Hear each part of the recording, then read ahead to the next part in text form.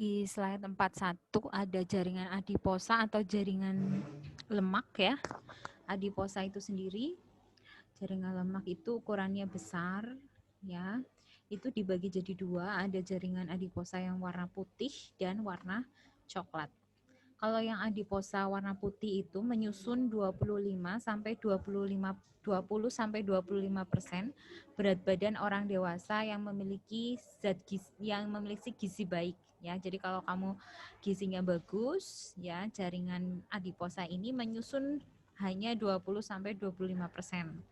Ya, kalau gizinya jelek ya, makannya gorengan baen gitu, misalnya gorengan terus ya, apa tuh, junk food gitu, itu lebih dari 25% jaringannya terbentuk adiposa yang warna putih ini. Jumlah jaringan adiposa pada individu itu juga ditentukan oleh keseimbangan antara masukan dan pengeluaran energi yang kalian lakukan, misalnya bergerak gitu ya. Kamu makan kan masukkan energi, kalau bergerak berarti mengeluarkan energi gitu. Jaringan ini ditemukan pada ginjal dan mata, ya, antara otot serat dan di bawah kulit juga ada. Jadi di bawah kulit kita itu terdapat juga jaringan adiposa putih, ya. Di ginjal juga iya. Jaringan ini bekerja sebagai penyekat suhu, ya, suhu badan kita, ya, supaya badannya tetap hangat, tetap tetap apa, nggak hipotermi ya, nggak kurang suhu tubuh, nggak kedinginan gitu. Jadi kalau sel lemaknya banyak orang itu, maka sel apa namanya, untuk suhu tubuh itu bisa lebih tahan gitu. Jadi orang yang sel lemaknya banyak lebih tahan dingin dibandingkan orang yang sel lemaknya sedikit ya. Juga untuk bisa menyimpan energi. Kalau misalnya lapar nih ya, itu pakainya sel lemak. Kalau nggak makan-makan makanya sel lemak. Kemudian jaringan adiposa coklat itu biasanya terdapat pada bayi yang baru lahir. Ya, bayi-bayi baru lahir itu ada adiposa warna coklat. Jaringan ini memiliki jaringan yang kapiler yang lebih banyak daripada adiposa warna putihnya. Ya, ini untuk apa? Jaringan adiposa coklat untuk mempertahankan suhu tubuh. Kemudian ada jaringan limfoid ya. Jaringan limfoid itu ada ya, disebut jaringan retikular, yaitu memiliki matriks ya, jaringan limfa ya, jaringan limfa yang tadi ada monosit, limfosit ya, ini udah dibahas di depan juga. Kemudian yang kedua, kan tadi ada jaringan ikat ya, ada jaringan ikat. Yang kedua ada jaringan rawan atau kartilago. Jaringan rawan atau kartilago ini jaringan yang lebih keras, sifatnya lebih padat dan lebih kuat daripada jaringan ikat lain. Elastis juga dan mudah dibengkokkan. Ya, jaringan rawan punya lubang-lubang kecil di dalamnya. Gitu.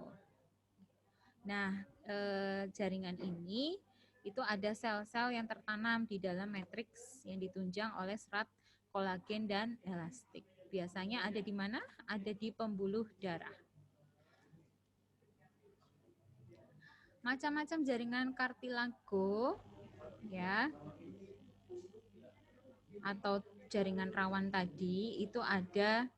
Yang pertama kartilago hialin. Kartilago hialin itu banyak mengandung serabut-serabut hialin atau tulang rawan bening. Warnanya kehijau-hijauan dan licin. Matriksnya jernih dan transparan, ya. Contohnya terdapat pada ujung-ujung sendi kita. Sendi itu di mana? Ya ini, pergelangan tangan itu sendi, siku itu sendi ya. Pada ujung-ujung sendi, rawan hidung kita ya, tulang rawan. Kemudian antara tulang rusuk ya, dan lain-lain, baca sendiri ya. Kemudian ada kartilago yang elastis ya. Elastis itu kartilagonya mengandung serabut yang elastis, warnanya kekuningan ya, seperti jala. Contohnya biasanya di daun telinga, epiglotis ya, juga di tabung eustaki ya. Kemudian ada yang ketiga, jaringan kartilago atau jaringan rawan apa, yaitu fibrosa. Kalau ini udah jelas ya, yaitu serabut ya. Ini adalah perlekatan ligamen-ligamen tertentu yang ke tulang. Contohnya adalah tulang belakang dan simfisis. Tulang belakang tuh punggung ya, punggung belakang itu ada tulang-tulangnya ya. Simfisis itu pada alat kelamin perempuan ya, simfisis. Enggak perempuan aja sih, laki juga ada ya. Simfisis itu yang di atasnya alat kemaluan ya, bentuknya kayak gini nih. Ya, itu cartilago fibrosa. Kemudian selain tadi tulang rawan atau jaringan kartilago, ada namanya jaringan tulang ya, namanya tulang ya keras ya. Jaringan tulang dalam tubuh kita banyak mengandung garam fosfat ya, terdiri atas sel-sel dan materi intersel. Jaringan tulang ini secara makroskopis juga dibagi menjadi dua. Yang pertama adalah jaringan tulang spongosa yang terdiri atas tubercula ya, atau bentuknya balok atau trabecula, sama aja. Atau belokan tulang langsing tidak teratur, bercabang-cabang dan saling berhubungan. Biasanya ada di ujung tulang atau bagian epifisis ya, bentuknya anyaman. Kemudian yang kedua, jaringan tulang yang kedua yaitu adalah tulang kompakta. Ini lebih padat lagi. Ya, lebih padat lagi pada tulang panjang ya, batang bentuknya, tulang misalnya tulang paha itu ada rongga sumsum ya gitu. Itu kan bentuknya padat banget. Tulang paha ya.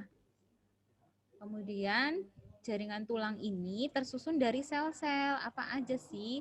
Jadi tulang-tulang kita itu tersusun dari osteosit, osteoblast, dan osteoklas. Ya, osteosit itu tulang yang lebih dewasa, biasanya dalam kapsul, ya punya banyak benjolan yang banyak. Osteoblast itu adalah sel induk tulang yang gunanya adalah untuk menyintesis bahan organik, ya, kandungan serat kolagen yang ada di mana di permukaan tulang gitu. Itu namanya osteoblast ya, seperti lapisan epitel yang selapis tadi ya, yang cuma satu lapis. Osteoklas itu lebih gede, banyak ya, raksasa, punya banyak tonjolan yang disebut sama dengan ruffle gitu. Tonjolan ini bisa bertransformasi ya, makrofag dan banyak mengandung lisosom. Next, 47 itu adalah yang ketiga. Selain tadi ada jaringan ikat ya, itu ada namanya jaringan otot ya. Jaringan ototnya itu ada otot polos ya, ada otot jantung, ada otot lurik, ada otot licin ya. Kamu baca sendiri nih, otot licin ada di organ tubuh bagian dalam, lurik ada di rangka tubuh atau tulang-tulang rangka tubuh. Kemudian otot jantung pasti ada di jantung kita. Ada otot polos ya, atau otot volunteer terdapat di bagian visceral gitu. Visceral itu bagian dalam, misalnya di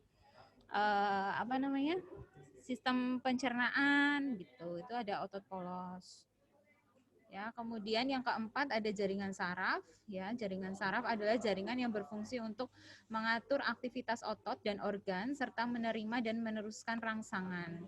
Jadi jaringan saraf ini nanti ya kayak jaringan tulang, jaringan otot, jaringan saraf ya, itu nanti ada di, kalau yang sistem muskuloskeletal itu ada otot, ada tulang, nanti akan dibahas lebih lanjut ya, akan dibahas lebih lanjut. Ini saya dasarnya ya, dasarnya saya ajarin dasarnya aja. Kalau saraf itu nanti akan dipelajari lagi di sistem persarafan ya. Tugas kalian cukup mengetahui gambar ini dan bagian-bagiannya, anatominya apa aja nih di saraf ya, fungsinya untuk apa aja nih gitu ya. Kalian kan ada tugas meringkas ya, bisa dipelajari di situ ya. Intinya jaringan saraf itu ya mengatur aktivitas ya otot, organ serta menerima meneruskan rangsangan. Ketika kamu ada rangsangan nyeri misalnya ya, ada yang ini paku nih ya, ada paku di bawah ya, di lantai. Kita jalan nih, kita nginjek ke paku, kan sakit ya rasanya ya. Sakit rasanya nginjek paku. Nah, itu kan ada stimulus dari luar, ada paku terinjak oleh kaki, maka langsung cepat banget refleksnya itu, ya, langsung diterima oleh saraf kita, ya, diterima oleh saraf kita, bilang, oh itu ada paku yang terinjak oleh kaki, langsung ke kaki kita otomatis ngangkat ya, nggak mungkin kan ya kalau kita kena paku gitu, pakunya semakin diinjak gitu kan, semakin masuk gitu kan, nggak mungkin ya, gitu. Jadi itulah jaringan saraf. Ya, kalian pelajari itu. Kemudian 49 itu ada organ, ya tadi jaringan akan membentuk organ. Organ ini sekumpulan jaringan tadi, ya, yang mempunyai fungsi khusus. Sejumlah organ dan jaringan membentuk sistem yang bersama-sama berperan mempertahankan kelangsungan hidup tubuh, ya, di mana tubuh manusia terdiri atas beberapa sistem bekerja. Tadi organ ada apa? Organ ginjal, ada organ hati gitu. Ya, ada jaringan-jaringan yang membentuk, yang ada di lambung itu namanya organ lambung gitu ya. Kemudian organ terbentuk ya menjadi sistem organ. Misalnya organ jantung namanya apa? Sistem kardiovaskuler gitu. Kardiovaskuler itu jantung ya, memompa darah ke seluruh tubuh fungsinya. Pencernaan untuk pemrosesan makanan dan dengan mulut, perut dan usus gitu. Sorry ya berisik ya di ruang dosen ya. Semoga dengar aja ya, fokus ke suara saya aja. Kemudian sistem endokrin itu terkait dengan hormon. Tubuh kita kan ada hormonnya. Sistem kekebalan ya mempertahankan tubuh dengan serangan benda yang menyebabkan penyakit. Integumen berhubungan dengan kulit dan rambut. Ya, kemudian ada sistem limfatik, struktur yang terlibat dalam transfer limfa antara jaringan dan aliran darah. Kemudian sistem otot, ya otot, tulang tanpa otot nggak bisa gerak, ya harus ada ototnya untuk menggerakkan tubuh. Sistem saraf tadi sudah ya, persarafan, reproduksi, organ seksual, sistem nafas, ya bernafas dengan paru-paru, sistem